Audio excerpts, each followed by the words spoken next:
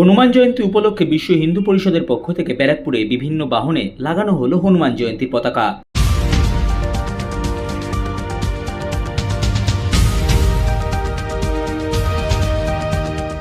হনুমান জয়ন্তী উপলক্ষে বিশ্ব হিন্দু পরিষদের পক্ষ থেকে ব্যারাকপুর বিটি রোড গান্ধীঘাট মোড়ের বিভিন্ন পথ চলতি বাস, অটো এবং গাড়িতে লাগানো হলো হনুমান জয়ন্তীর পতাকা। এই দিনের কর্মসূচিতে উপস্থিত ছিলেন সংগঠনের নেতৃত্ব কৃষ্ণা যাদব সহ অন্যান্য কর্মকর্তারা।